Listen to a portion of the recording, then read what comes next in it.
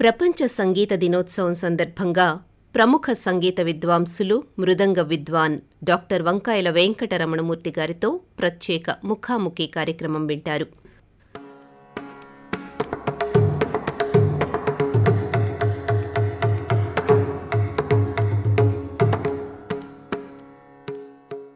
రాగం, తానం, పల్లవి ఈ మూడు సంగీతానికి ప్రాణాధారాలు.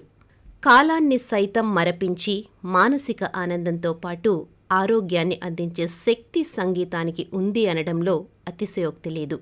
ఆనందం, ఆవేశం, వినోదం, విషాదం, సమయం, సందర్భం ఏదైనా దానికి బలమిచ్చేది సంగీతమే. ఈ అద్భుత సుధాధారని ఆస్వాదించే వారి కోసం ప్రతి సంవత్సరం జూన్ 21న ప్రపంచ సంగీత దినోత్సవంగా జరుపుకుంటాం.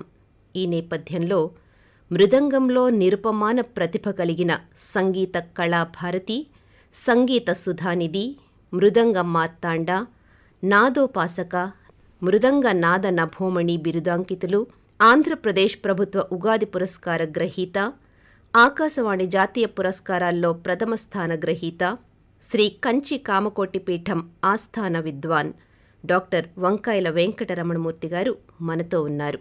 నమస్తే సార్. నమస్తే అమ్మా. సరిగమ పదని, డోరెమిఫా సోలాసి ఇలా సప్తస్వరాలు ఏవైనా కూడా సంగీతం అనేది అందరి హృదయాలను మీటే ఓ ప్రపంచ భాష. సంగీతం విశ్వజనీయం అంటారు కదండి, దీనిని మీరు ఏ విధంగా విశ్లేషిస్తారు? అంటే సంగీతం అన్నది ఈ మధ్యన ఏంటంటే విశ్వ సంగీతం అని ఇలాంటి కొన్ని మాటలు వింటున్నాం. అసలు సంగీతం అన్నదే విశ్వం అయినప్పుడు నా దృష్టిలో మళ్ళీ దీనిలో కేటగారికల్గా ఇది భారతీయ సంగీతం, ఇది పాశ్చాత్య సంగీతం, ఇది మరొక సంగీతం లేదు. సంగీతం అన్నదే విశ్వవ్యాప్తము, విశ్వమంతా సంగీతమయం.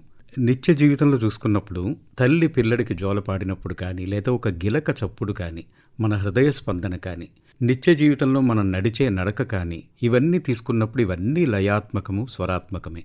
అందుకని మానవ జీవితం కానీ, విశ్వంలో ఉన్నటువంటి సర్వ జీవ ప్రాణుల మనుగడ అంతా కూడా స్వర లయబద్ధం అన్నది నా యొక్క ప్రగాఢ విశ్వాసం. ఎందుకంటే మనం మాట్లాడేటప్పుడు మాట చిన్న తేడా ఉంటే ఏంటి స్వరం తేడా వచ్చిందంటాం, మాట తడబడిందంటాం. తడబాటు కలగడం లేదా మాట సరిగ్గా లేకపోవడం అన్నది శృతి లయ లేకపోవడం అని నా విశ్వాసం, నా నమ్మకం. ఇది అందరూ అంగీకరిస్తారు. అందుకని మాటకి నడకకి సంబంధమైనది సంగీతం అయినప్పుడు ఇంకా వేరే సంగీతం ఎక్కడుంది? మన జీవితమే సంగీతం. అందుకని సంగీతం విశ్వజనీనం, సంగీతం విశ్వవ్యాప్తం అన్నది మళ్ళా వేరే మనం నిరూపణ చెయ్యక్కర్లేనటువంటి ఒక గొప్ప సిద్ధాంతం అది. ఇంకా మీరు అడిగిన సంగీతం విశ్వజనీయం అని ఎలా చెప్తారు అనంటే, నా 52 ఏళ్ల సంగీత ప్రయాణంలో నా మృదంగం అన్నది ఎప్పుడు కూడా ఒక భాషకి కానీ, మతానికి కానీ, ఒక సంగీత ప్రక్రియకు కానీ ముడిపడకుండా ప్రపంచవ్యాప్తంగా ఎవరు విన్నా కూడా దానిని అంగీకరించి, దాన్ని ఆస్వాదించి, తర్వాత దాన్ని అంత ఎత్తుకి నన్ను ఒక కళాకారుడిగా వాళ్ళు ఆదరించడానికి కారణం ఒక వాద్యం, అది సృష్టించిన సంగీతం అని నా నమ్మకం. దానికి భాషాభేదం లేదమ్మా. ఇప్పుడు మృదంగంలో ఏ భాష చెప్తాం? ఇప్పుడు తంకిటతగా అంటాను, దానికి భాష ఏముంది అంటే తెలుగులో ఉన్న కొన్ని వర్డ్స్ని దానికి పెట్టి ఒక సిలబుల్, ఒక శబ్దాన్ని సృష్టించాను తప్పించి, దానిని మృదంగం మీద పలికించేటప్పుడు ఇది ఏ భాషకి లేదా ఏ మతానికి, ఏ దేశానికి చెందిందని చెప్తాను. మీకు ఒక ఉదాహరణ చెప్తాను. ఏంటంటే, నేను ఫస్ట్ టైము జర్మనీలో ఫ్యూజన్ వాయించడానికి వెళ్ళినప్పుడు, ఆస్ట్రియా నా స్నేహితుడు తీసుకెళ్ళినప్పుడు, అది ఆస్ట్రియన్ సంగీతంతో వాళ్ళు చేసిన సంగీతంతో ముడిపడినది. దీంట్లోకి నేను ఎలా ఇముడుతానా అని అనుకున్నాను. చూద్దాం, ఇది ఒక ప్రయోగం కదా అని చెప్పి వాళ్ళతో పాటు కూర్చుంటే నాకు ఏమీ కొత్త అనిపించలే. అలాగే నేను మృదంగం వాయిస్తుంటే కూడా వాళ్ళకి ఎవరికి ఏమీ కొత్త అనిపించలే. ఎందుకంటే ఒకసారి సంగీతం అన్నది పలికిన తరువాత ఇది మనందరిది. మనిషి రంగు తేడా ఉండొచ్చు కానీ గుండె అదే కదా. గుండె పనిచేసే విధానం అది వేరే ఉండొచ్చు కానీ రక్తం అదే కదా. రక్తంలో గ్రూపులు తేడా ఉండొచ్చు కానీ దాని యొక్క మూలం ఒకటే కదా. సంగీతం కూడా అంతే. నా దృష్టిలో సంగీతం అన్నది ఊపిరి తీసుకోవడం ఎంత సహజమో, మనిషికి అంతర్లీనంగా అంతలాగా జీర్ణమైపోయినటువంటి ఒక మూలము. అదే సంగీతం విశ్వవ్యాప్తం, విశ్వజనీనం. ఇది వేరే దీన్ని సిద్ధాంత నిరూపణ చెయ్యనక్కర్లేదు. సార్, ఇప్పుడు వయోభేదం కానీ, భాషాభేదం కానీ, ప్రాంతీయ భేదం కానీ లేకుండా సంగీత సాధకులకి, సంగీత ఆస్వాదకులకి ఈ ఇద్దరి పైన సంగీతం యొక్క ప్రభావం ఎలా ఉంటుందండి? అంటే సంగీతం ఆస్వాదకుడికి, తర్వాత దానిని అభ్యసించేవారికి, లేదా దానిని ప్రదర్శించే వాళ్ళ మీద నా దృష్టిలో దాని ప్రభావం మాత్రం కొంత తేడా ఉంటుంది. ఒక వంట చేస్తామనుకోండి, చేసే వాళ్ళ మీద కొంత ఒత్తిడి ఉంటుంది. ఇది ఎలా ఉంటుందని, అది దానిని నలుగురికి పంచే వాళ్ళ మీద ఎక్కువ ఒత్తిడి ఉండకపోవచ్చు. ఇది వాళ్ళకి నచ్చుతుందా లేదా అని మాత్రమే వాళ్ళకి టెన్షన్ ఉంటుంది. తినేవాడికి అంటే బాగుందా లేదా అని చెప్తే అక్కడతోటి పని అయిపోయింది అనుకుంటే దాన్ని లోపలికి వెళ్ళిన తర్వాత ఆ ఒంటికి సరిపడాలి అతనికి. సంగీతం కూడా అంతే. వేదికపై కూర్చున్నప్పుడు నా మృదంగం విందామని వచ్చిన వాళ్ళందరినీ కూడా ఆనందపరచాలనే ఒక బాధ్యత నా మీద ఉంటుంది. కానీ దానికంటే ముందర మరో బాధ్యత నా మీద ఉంటుంది. నేను ఇచ్చిన సంగీతం ముందర నాకు తృప్తి కలిగించాలి. First I should be satisfied, then I should cater my music to the public. అందుకని నా మీద 2 బాధ్యతలు ఉంటాయి. నాకు తృప్తి కలిగించినది నేను మరోళ్ళ కోసం చేయలేను కదా. అది సంగీత ప్రదర్శకుడిగా. ఇంకా అభ్యాసకులకి నా ఉద్దేశంలో ఏంటంటే సంగీతాభ్యాసం అన్నది ఒక తపస్సులా చేయాలి. బుద్ధుడు చెప్తాడు ఏంటంటే కోరిక లేకపోవడమే జీవితంలో అత్యుత్తమ స్థితి. సంగీతం నేర్చుకునే అభ్యాసకులందరికీ ఏంటంటే అర్జునుడికి పక్షి కన్ను కనిపించినట్టు సంగీతం మాత్రమే కనిపించాలి. అప్పుడు ఏమవుతుందంటే అది అత్యున్నత స్థితికి తీసుకెళ్తుంది మనని. పేరు ప్రతిష్టలు లభించడమే అత్యున్నత స్థితి కాదు. మనం ఏం చేసినా కూడా ఆత్మానందమే పరమార్థం. ఏ నిధి ఆశించి త్యాగయ్య రాగ జలనిధులు పొంగించెను. అలాగే ఏ వేళ ఆశించి పూచే పువ్వు తావిని విరజిమ్మును. సంగీతం కూడా అంతే.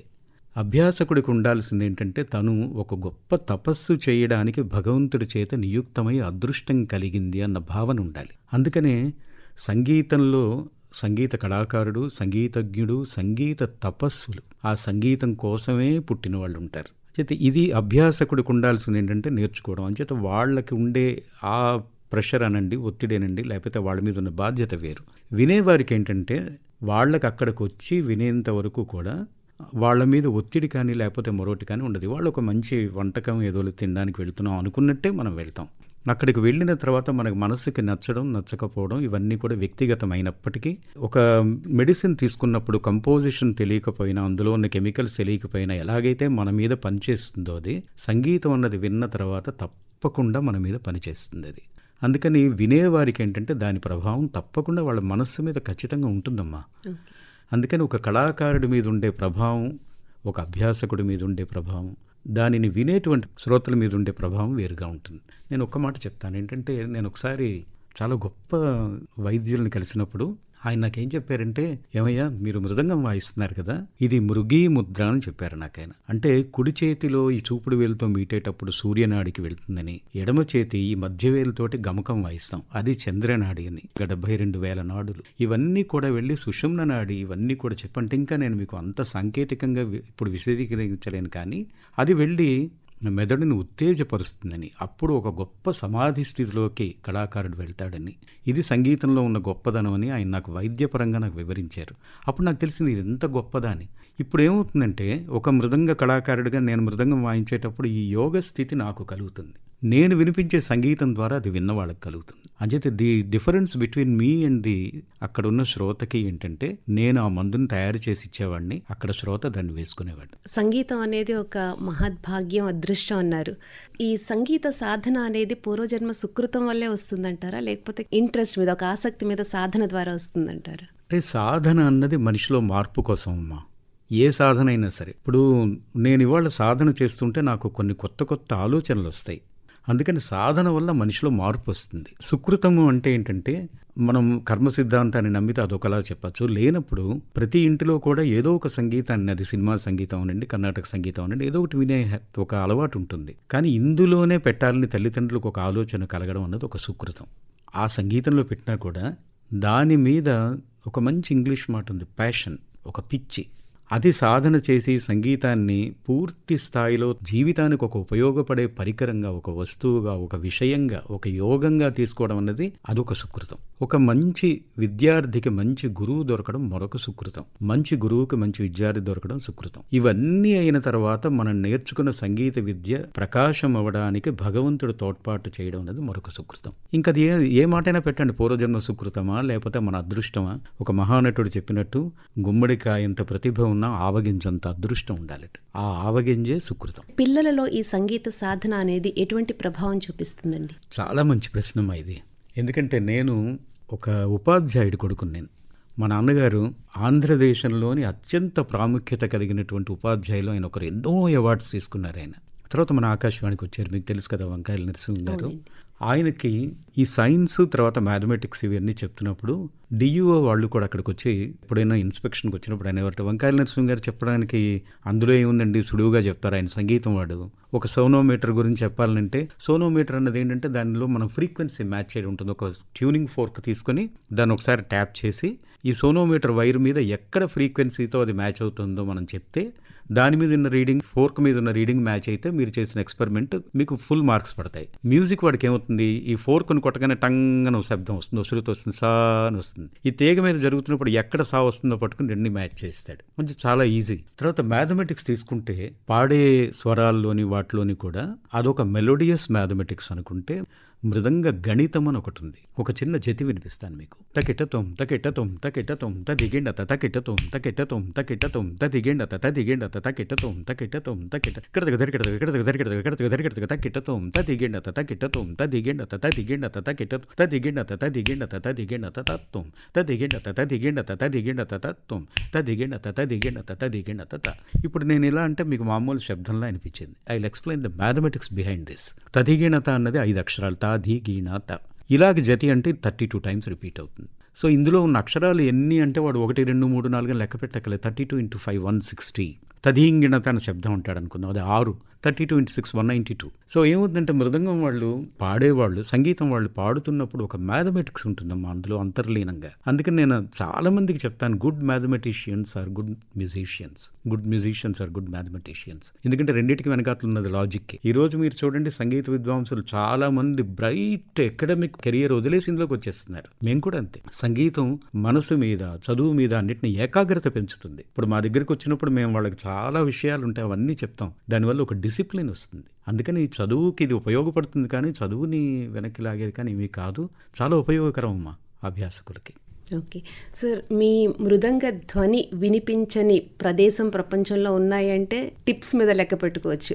అన్ని దేశాలు తిరిగారు, అన్ని చోట్ల మీరు కచేరీలు ఇచ్చారు. సో అంతటి పరిజ్ఞానం ఉన్న మీరు భారతీయ సంగీతం గురించి ఏ విధంగా విశ్లేషిస్తారు, వివరిస్తారు? నా దృష్టిలో భారతీయ సంగీతం అన్నది అన్నిట్లోకి ఉత్కృష్టమైనది. భారతీయ సంగీతం ఎందుకు గొప్పది అంటే కర్ణాటక సంగీతం గురించి తీసుకుందాం. ఈ కర్ణాటక సంగీతంలో వాగ్గేయకార రచనలు అదంతా కూడా దైవనామ స్మరణే. అందుకని మోక్షానికి అతి దగ్గరి సాధనం సంగీతం అన్నది కర్ణాటక సంగీతం యొక్క మూల సూత్రం. ఇది ఒకటి. హిందుస్థానీ సంగీతం మనం తీసుకున్నట్టయితే అందులో కూడా హిందుస్థానీ శాస్త్రీయ సంగీతంలో కూడా దైవపరమైనవి ఇవన్నీ కూడా చాలా ఉన్నాయి. అన్నిటికీ మించి భాషకి లేదా మన ఒక వ్యక్తీకరణకి దానికంటే కూడా పైన ఉన్నది సంగీతం. నాదమే పరబ్రహ్మ స్వరూపం. అందుకని దానికి ఒక సాహిత్యం వలననో దేని వలనో కూడా మనకి మోక్షం వస్తుందనే కంటే ఆ షడ్జం పడుతూ మీరు చూడండి తంబురా వెనకాతలు వేసుకొని, అది చాలా మంది మెడిటేటివ్ మ్యూజిక్ అని చెప్పి ఏం ఉండదమ్మా, అబ్సల్యూట్లీ ఓన్లీ తంబురా ఉంటుంది. తంబురా అంటే సాప, ఆ 2 స్వరాలు అలాగ కంటిన్యూస్గా వెళ్తుంటే అది ఎంత భావాతీత సమాధి స్థితికి తీసుకెళ్తుంది. అది భారతీయ సంగీతం యొక్క గొప్పతనం. తర్వాత మన సంగీతంతో నేను అదే ఇందాకలో చెప్పినట్టు నా జీవితంలో నా విశ్వవ్యాప్త ప్రయాణంలో నేను చూసింది ఏంటంటే మన సంగీతం కొన్న గొప్పదనం వల్ల మిగతా వారందరూ కూడా ఎంత గౌరవిస్తారో. నేను ఫ్యూజన్స్ వాయించాను, ఓపెరాస్ వాయించాను, తర్వాత ఆర్కెస్ట్రల్ మ్యూజిక్ వెళ్ళాను, సినిమా మ్యూజిక్లో వర్క్ చేశాను, కర్ణాటక సంగీతంలో ఇక్కడ ఆల్ ఇండియా రేడియోలో 35 ఏళ్ళు వర్క్ చేశాను. దేనిలోకి వెళ్ళినా కూడా ఇది ఒక గంగాజలం, పాత్ర బట్టి మారుతుంది అంతే. అందుకని భారతీయ సంగీతం అన్నది అన్నిటికంటే ఉత్కృష్టం అని చెప్పడానికి ఇది ఒక చిన్న ఉదాహరణ. సార్, అనేక దేశాలలో అనేక విదేశీ ప్రముఖులతో సంగీత విద్వాంసులతో కలిసి మీరు అనేక కచేరీలు చేశారు. వాళ్ళు విదేశీయులు మన సంగీతానికి, మన భారతీయ సంగీతానికి ఇచ్చే ప్రాముఖ్యత ఎలాంటిదండి? ఇప్పుడు ముఖ్యంగా విదేశీయులతోటి ఇంటరాక్షన్ అన్నది, వారితోటి అనుసంధానం అన్నది ఎప్పుడు కలుగుతుందంటే ఈ ఫ్యూజన్ మ్యూజిక్స్ చేసినప్పుడు. ఈ పాశ్చాత్య సంగీతంలో ఉన్న సంగీతం అంతా కూడా ఒక ఫిక్స్డ్ అండ్ ఫ్రేమ్డ్ మ్యూజిక్. మనకి మనోధర్మం అని ఉంది. మనస్సు ఎంటర్ అయినప్పుడు దాంట్లోని భావం ఒక ఎక్స్ప్రెషన్ ఉంటుంది. అంటే అక్కడ ఎక్స్ప్రెషన్ లేదని కాదు, ఉంటుంది, అది ఫిక్స్డ్ ఎక్స్ప్రెషన్. మనకేంటంటే స్పాంటేనియస్ అంటాం, అంటే అక్కడికక్కడ మనం చేసేటువంటి ప్రక్రియ. మీకు ఒక ఉదాహరణ చెప్తాను. ఒకసారి హిందీ సినిమాలకు సంగీతం అందించే ప్యారేలాల్ గారిని ఒక పాత్రికేయుడు అడిగాడు అన్నమాట, సార్ ఇప్పుడు ఈ కీబోర్డ్లు అవన్నీ వచ్చాయి కదా, వాటి మీద ఎలక్ట్రానిక్ ఇన్స్ట్రుమెంట్స్ మీద మనం ఒక 100 వైలెన్లు 500 వైలెన్లు వచ్చిన సౌండ్ కూడా తెచ్చేయచ్చు, రికార్డింగ్ ఎఫెక్ట్ తేవచ్చు. మీరు ఈ రోజుకి కూడా ఒక 100 మంది వైలనిస్టులు కూర్చోబెట్టి ఎందుకు వాయిస్తున్నారంటే, ఆయన అక్కడ చెప్పిన మాట ఏంటంటే ఆ ఇన్స్ట్రుమెంట్తో పాటు ఒక మనిషి యొక్క భావం కూడా అందులోంచి వస్తుంది కదా, ఎక్స్ప్రెషన్. ఒక ఎలక్ట్రానిక్ ఇన్స్ట్రుమెంట్కి ఎక్స్ప్రెషన్ తేవడం అంటే already the key is fixed. వేరేజ్ ఒక వైలిన్ మీదో, ఒక వీణ మీదో, ఒక మృదంగం మీద ఒక ఆర్టిస్టు తన వేళ్లతో పలికించేటప్పుడు ఆ ఒత్తిడి కానీ, లేదా అతని భావం కానీ, అతని మనస్సు కానీ ఆ నాదంలో రిఫ్లెక్ట్ అవుతుంది, ప్రతిబింబిస్తుంది. అందుకని భారతీయ సంగీతంలో ఉన్న గొప్పదనం ఏంటంటే, ఇప్పుడు దిమ్ దిన్నా అని అంటాం అనుకోండి, దిమ్ దిన్నా తక్క దిమ్ దిన్నా అని వాయించవచ్చు. నేను నా మూడు ఇంకొంచెం అగ్రెసివ్గా ఉండేంత దిమ్ దిమ్ తిరగడ తిన్న దిమ్ అంటాను. చూసారు, అక్కడికక్కడ ఎక్స్ప్రెషన్ మారిపోయింది. ఇదే వాతాపి గణపతి భజే నేను వాయిస్తుంటే మీరు 5 సార్లు మన స్టూడియోలో రికార్డ్ చేస్తే 5 సార్లు 5 రకాలుగా వస్తాయి. వేరే వెస్ట్రన్ మ్యూజిక్లో అలా రావడానికి వీలు లేదు. వాళ్ళకి మధ్యలో చిన్న ఎక్స్ప్రెషన్ తేడా ఉండొచ్చు, కానీ ఎందుకంటే అదంతా కూడా it is coordinated between lot of musicians. అందుకని భారతీయ సంగీతంలో గొప్పదనం ఏంటంటేనమ్మా, కళాకారుడి యొక్క మానసిక స్థితిని అందులోని బాగా జోడించి అక్కడ స్పాంటేనియస్ క్రియేటివిటీ. అందుకే సివి రామన్ గారు అన్ని ఎక్స్పెరిమెంట్స్ చేసిన తర్వాత ఆయన ఏం చెప్పారంటే, mridangam is the queen of the percussion instruments and Indian music is the peak. అంటే మనం ఒక ఎవరెస్ట్ చెప్తాం కదా, అలాగే శిఖరం లాంటిది సంగీతాలన్నింటిలోకి అని చెప్పాడు ఆయన. మీరు హిందుస్థానీ, కర్ణాటక శాస్త్రీయ సంగీతంలో దిట్ట, అలాగే ఎన్నో జుగల్బందీలు కూడా చేశారు. పండిట్ జస్రాజ్ గారు కావచ్చు, పండిట్ హరిప్రసాద్ చౌరాసియా కావచ్చు, ఉస్తాద్ అంజాద్ అలీ ఖాన్, ఇలా ఎందరో ప్రముఖులతో మీరు కచేరీలు ఇచ్చారు. మీ మృదంగ సహకారాన్ని వారికి అందించారు. ఇదే కాకుండా ఐక్యరాజ్య సమితిలో అప్పటి అధ్యక్షులు బాన్ కీ మూన్ సమక్షంలో 80 దేశాలకు పైగా ప్రతినిధులు వారి ముందు మీ కచేరీని అందించారు. అటువంటి సమయంలో మీ అనుభవం? ఈ విషయంలో నేను ఒకరికి కృతజ్ఞత చెప్పాలమ్మా. ఐక్యరాజ్య సమితిలో 2 సార్లు నేను వెళ్ళినప్పుడు కూడా దానికి కారణభూతులు పద్మభూషణ్ డాక్టర్ ఎల్ సుబ్రహ్మణ్యం గారు. ఆయన నా మృదంగా ఉండాలని కోరుకొని నన్ను తీసుకెళ్లారు అక్కడికి. నాకు నిజంగా చెప్పాలంటే కళ్ళ నీళ్ళు వచ్చాయి ఆ రోజు. ఇది అతిశయోక్తి కాదమ్మా. అక్కడ చంద్రుడి నుంచి చూస్తున్నప్పుడు సారే జహాసే అచ్చా అని ఆయన ఎలాగైతే చెప్పారో, నాకు అప్పుడు అదే అనిపించింది. ఏంటి మన సంగీతానికి ఇంత గొప్ప విలువ ఉందా? వాళ్ళందరూ కూడా they are all the ambassadors from different countries, అంటే రిప్రజెంటేటివ్స్. వాళ్ళందరూ దగ్గరికి వచ్చి అభినందించడం. తర్వాత నేను వాళ్ళని ఒక రిక్వెస్ట్ చేశాను. నేను వాయిస్తున్నప్పుడు వెనక అట్లా ఆల్ ఇండియా రేడియో విశాఖపట్నం అని చెప్పి వేయండి అని అడిగాను నేను. ఎక్సలెంట్. అతను staff artist All India radio. అంటే వాళ్ళు ఏంటంటే వెనక అట్లా ఎలక్ట్రానిక్ స్క్రీనింగ్ ఇప్పటికీ యూట్యూబ్లో ఉంది, ఎవరైనా చూడొచ్చు అది. సో నేను వాయిస్తుంటే All India Radio Visakhapatnam, staff artist All India Radio Visakhapatnam అనేది అలా స్క్రోల్ అవుతుంది. నాకు నిజంగా ఏడుపు వచ్చింది ఆ రోజు. అంటే నాకు ఇంత ఎలివేషన్ ఇచ్చింది ఒక వాద్యం అయితే, ఒక గొప్ప సంగీతం అయితే, నన్ను ఈ స్థాయిలో నిలబెట్టింది నా ఆకాశవాణి కదా అని అనిపించింది. అంటే నేను యాక్చువల్గా అక్కడ రిప్రజెంట్ చేసింది ఆకాశవాణిని కాదు. నేను మామూలుగా వ్యక్తిగతంగా వెళ్ళినప్పటికీ అక్కడ వాళ్ళందరూ, ఈవెన్ మన అంబాసిడర్ కూడా he's our family, all India radio అని చెప్పారు. అందుకని ఐక్యరాజ్య సమితిలో కూర్చోవడం అంటే నేనేమనుకున్నానంటే, ఒక ప్రపంచ వేదిక, ఒకటి ప్రపంచ దేశాలన్నీ చుట్టూ మూగిపోయి ఒక వేదిక కల్పిస్తే దాని మీద మనం కానీ పర్ఫామ్ చేస్తే ఎలా ఉంటుంది, అది నాకు ఫీలింగ్. అన్ని దేశాలు చోట ఉన్నట్టు అనిపించిందమ్మా నాకు. అంటే ఈవెన్ నా మాటలు నేను ఎగ్జాక్ట్గా చెప్పలేకపోవచ్చు, కానీ ఒకటే నా కళ్ళ నీళ్ళు వచ్చాయి ఆ రోజు. That is the best experience, one of the best experience in my life experiences. Common మ్యాన్కి కూడా రీచ్ అయ్యేది సినీ సంగీతం. సో ఇప్పటి సినీ సంగీతం మీద, అప్పటి నుంచి ఇప్పటి సినీ సంగీతంలో వచ్చిన మార్పుల మీద మీ అభిప్రాయాలు చెప్తారా? కొంత పరిచయం ఉంటే కానీ శాస్త్రీయ సంగీతాన్ని ఆస్వాదించలేమేమో అన్న ఒక భయం అందరికీ ఉంది. సినిమా సంగీతం అలా కాదు, వినగానే ఇది అందరికీ కూడా సార్వజనీనం. అది ఇంకా అప్పటికి ఇప్పటికి సినిమా సంగీతం అంటే వాళ్ళు చెప్పే మాట ప్రజల కోసం కదా, అది ఒక కమర్షియల్ ఆస్పెక్ట్తో కూడుకున్నటువంటి సంగీతం అది. ఆ రోజుల్లో అప్పటి ఉన్న కాలమాన పరిస్థితులు బట్టి సంగీతానికి అత్యధిక ప్రాధాన్యం ఉండేది. మాటలు వినిపించేవి, తర్వాత ఒక సందేశం ఉండేది అందులో.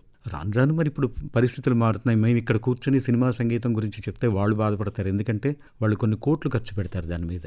బట్ ఏదేమైనప్పటికీ కూడా ఇప్పుడు వస్తున్న సంగీతం గురించి కొంత బాధగానే ఉంటుందమ్మా. ఇప్పుడు మన ఆకాశవాణి తీసుకుందాం, ఒక పాట అంటే ఒక సింగిల్ టేక్లో అయిపోవాలి ఇక్కడ, లేకపోతే మళ్ళీ రీటేకే. ఇప్పుడు వేరే మనకు ఒక సినిమా స్టూడియో మ్యూజిక్ అని ఉందంటే ఒక ముక్క కూడా పాడొచ్చు. ఇది నేను నిర్మోహమాటంగా చెప్తున్నాను. అంచేత మీకు ఒక గొప్ప వాయిస్ అన్నది మీరు ఎవరి గురించి ఎదమిద్దంగా చెప్పలేము, ఎందుకంటే అన్ని స్టూడియో వాయిస్లు అయిపోయి ఇప్పుడు. అందుకని సినిమా సంగీతం అప్పటిది ఇప్పటిది అంటే మీకే తెలుసు. అప్పుడు ఉన్న గాయకులు కానీ వాళ్ళకి కానీ ఏమాత్రం తీసిపోయే వాళ్ళు ఇప్పుడు ఉన్నారు నేను అంటలేదు, కానీ మరి ఆ క్వాలిటీ ఇప్పుడు కనిపించట్లేదు అన్నది నా వ్యక్తిగత అభిప్రాయం అమ్మా.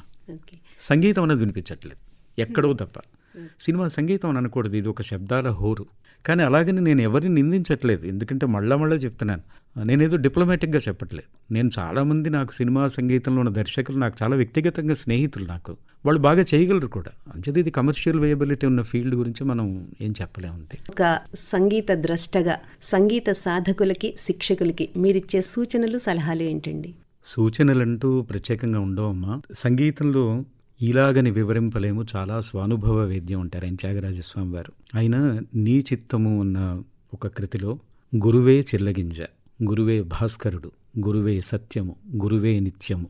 అంచేత గురువుని అక్కడ మనం త్రికరణ శుద్ధిగా నమ్మడం అన్నది విద్యార్థి చేయాల్సిన పని. అలాగే విద్యార్థిని మర్కట కిశోర న్యాయం, భ్రమర కీటక న్యాయం, క్షీర నీర న్యాయం అని చెప్తాం కదా.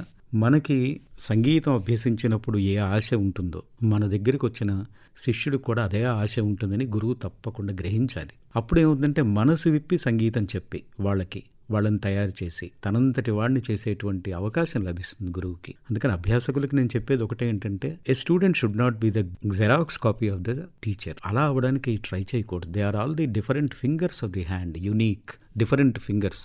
శిష్యులందరూ ఎలా ఉండాలంటే ఇవాళ వచ్చి రేపు మనకి ఏ అవకాశం వస్తుందా. చాలా మందిని చూస్తున్నానమ్మా, ఎన్నాళ్లలో స్టేజ్ ఎక్కిస్తారంటారు, ఎన్ని రోజుల్లో ఎక్కిస్తున్నారంటారు. అందువల్ల ఏముందంటే క్వాలిటీ ఆఫ్ మ్యూజిక్ పోతుంది. తయారు చేయడం అన్నది ఎలా ఉండాలంటే, ఒక మొక్కని మనం ఒక విత్తనం నాటినప్పుడు ఎన్ని రోజుల్లో మొక్క వస్తుందా, ఎన్ని రోజుల్లో చెట్టు అవుతుందా అని మనం ఎదురు చూసినప్పుడు అది దాని టైం తీసుకుని అది వచ్చినప్పుడే ఆనందం. అంతేకాని దాన్ని జుట్టు పట్టుకుని పైకి లాగం కదా మనం.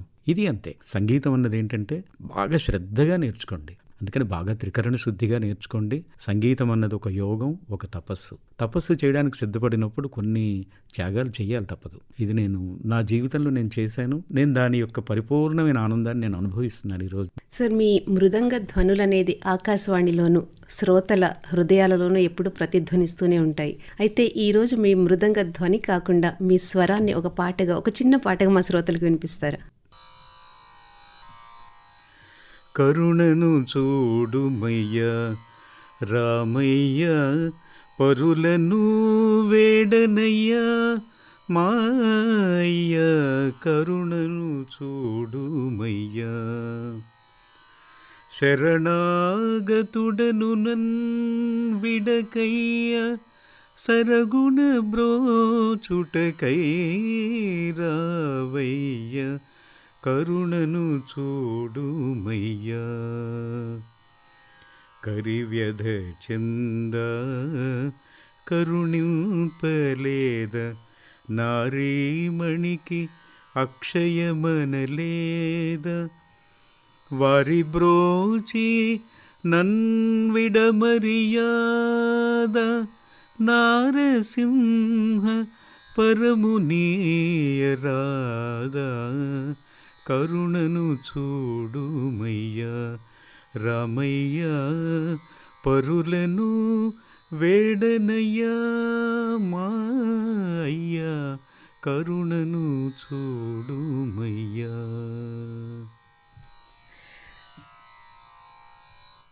5 దశాబ్దాలకు పైగా ఉన్న మీ సంగీత అనుభవం నుండి మరెన్నో విషయాలు తెలుసుకోవాలని ఉన్నా కూడా సమయాభావం వల్ల ఇక్కడితో ఈ కార్యక్రమం ముగించవలసి వస్తుంది. మీ అమూల్యమైన సమయాన్ని ఆకాశవాణి శ్రోతల కోసం, మా కోసం వెచ్చించినందుకు మనస్ఫూర్తిగా ధన్యవాదాలు తెలియజేసుకుంటున్నాం. నమస్తే అండి. నమస్తే అమ్మా. నేను యాక్చువల్గా ఆఖరి మాట ఏంటంటే, ఆకాశవాణి అన్నది మా అమ్మ. 2 జనరేషన్స్ ఇక్కడ పనిచేశాం. మా నాన్నగారు ఇక్కడ పనిచేశారు, నేను పనిచేశాను. అందుకని 75 నుంచి ఆకాశవాణితో మా అనుబంధం. అందుకని ఇది చిరకాలం యశోవృద్ధి ఉండాలని, ఆకాశవాణి శతవసంతాలు నిత్య నూతనంగా ఉండాలని అందరికీ శుభాకాంక్షలు తెలియజేస్తూ, ప్రపంచ సంగీత దినోత్సవం అన్నది ప్రతిరోజు జరుపుకునేటట్టు భారతీయ సంగీతం పరిఢ వెళ్ళాలని మనస్ఫూర్తిగా కోరుతూ సెలవు తీసుకుంటున్నాను. నమస్తే అండి. నమస్తే అమ్మా.